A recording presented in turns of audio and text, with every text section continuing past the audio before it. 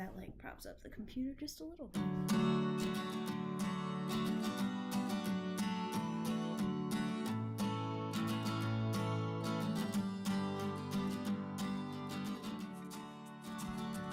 This is gonna be a little different because I have a different background, because I'm technically at work.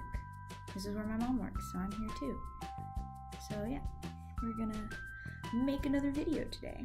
And that's why the audio is weird and the video is weird, because I'm not actually in a normal spot where I normally film stuff. I'm also using my computer instead of my phone or my camera. I don't have a tripod for my phone, which is why I'm not filming with it, because that's difficult to prop it up. So yeah, I'm back again, but this time with another school project. It's like two school projects in a row. I know, weird, it's crazy. But yeah, so this is the project I'm doing, and it is for a policy. And basically, I'll leave the whole like description of the policy in the description for all my viewers out there who want to know what the basics of this was. But if you are my professor watching this, then you already know what you're looking for. So the premise of it was voting, and pretty much how you can make it easier to vote and cost efficient. So here's my little policy outline. I'm gonna get like the gist of it pretty much written out, like said. So basically, what I want to do with voting to make it more easily accessible and whatnot, I want to do like a phone app. And how I'm going to do that is pretty simple. So yeah, you have phone apps, and some of them you have to use specific, like you have to make an account and all this stuff. So this phone app, when you get it, it will pop up and it will have, like, you have to enter a code. So this code you will get when you register to vote. And of course, you have to do the whole registering the vote, the voting process and all that stuff. And so to register to vote, and so you do that, and you have your address and all that stuff, and it will send, your code will be mailed to the nearest post office to ensure security reasons and whatnot. So it will be put at your nearest post office. Just like when you go get your passport, you have to go to a post office, and you have to have valid ID, valid government issued ID. Use that to get your code, and they will give you the letter with your code, and then you can go get the app on your phone, enter in your code that you were given, and then it will pull up to a profile that the government has made for you.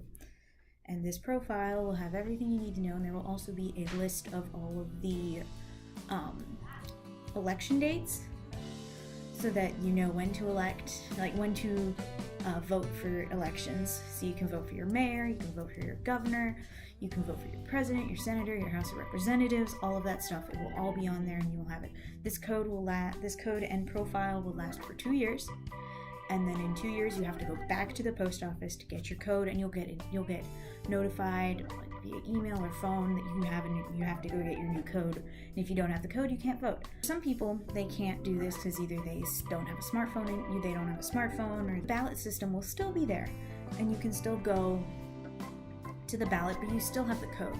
You can still, like, even if you don't have a smartphone, the codes still apply, because you can get the code and you have it on a piece of paper. And basically what you'll do is you'll basically hand the person the paper for the code, and they'll do all that stuff, give you the paper back, and then you can go and vote and then come back.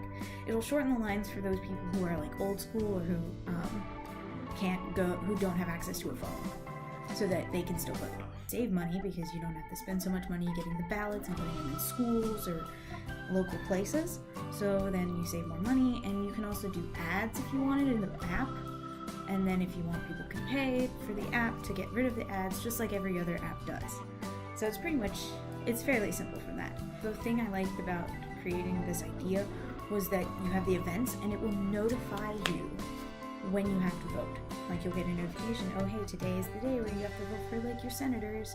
Today's the day to vote for your president, because everybody always forgets, hey, you gotta vote for your senators, hey, you have to vote for your governor. Everybody just wants to vote for president. So you have to decide that you have to vote for other things. Like, you realize that you have to actually vote, and you will be more active into the government and voting and picking out who you want to have. And I think that this app kind of helps with that if it were to actually become a thing. And it also helps because then more minorities can vote, because if some of them will have smartphones, and then they have access to that to vote. Generation is just so tech savvy.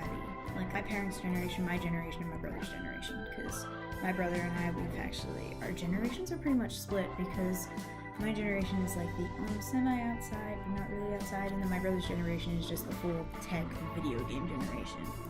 So like we split, and we're only a 3-year difference, so like our generations are pretty split, and it's really weird. So yeah, you have the 3 generations, and it's like, you can obviously see the difference in those 3 generations. They're all very tech savvy, and they all use technology every day. And then like where my grandmother is, my grandparents, they aren't as tech savvy, and they would much prefer to do the old fashioned thing, and they prefer to go to the ballots. So you don't want to get rid of the ballots for all of those people, but once less and less and less people want to do the ballots, then you can just get rid of them as a whole. And then you can just go to using the app fully, and it would work. It would work in that more people would want to vote because it's easier to vote.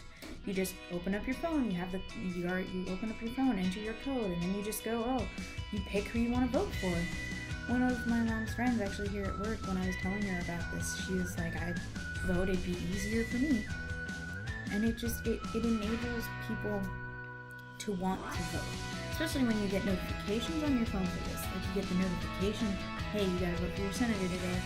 And so you go and you're like, okay, well. And you can even, with this app, you can also put like videos of like the people running. Like if you have the presidents, you can put a video of the presidential debate in this app, and you can look at it and you can choose. So you can also put on the app, you can put who's running for what, and you can put like biography, like a little blurb about them. You can put videos about them speaking and stuff. You can make so much out of this app for voting, and the government can do so much with it if they want it. It also would diminish, not as much, but it would diminish people being able to vote more than once. Because I know it says, you can or you can't. I don't know if this is true or not, but if it is, this would help get rid of it. Because then people can't vote. Well, they can, but I mean, they can't vote in different states. It would eliminate that if they could, because then you can register and you get one code. You can't get another code. You can only get one. Also open more, in my opinion, I think this would open more jobs, because you have the people who have to register all the people and get their codes, get their profiles done, and you get more jobs with this too. Because then you have to get all the people who have to fill out the profiles of people who registered, get their codes automatically generated. And in 2 years, you have to get the new people who are turning 18, you have to get them to do this, and then you can get all the other stuff. And it would just, it seems beneficial in a lot of ways. The way I got the mailing idea from was my dad has season tickets to the UT football games, and the way he goes to get his tickets is he has to go to the post office to go pick up his tickets. Actually, I don't even know if he still has to do that.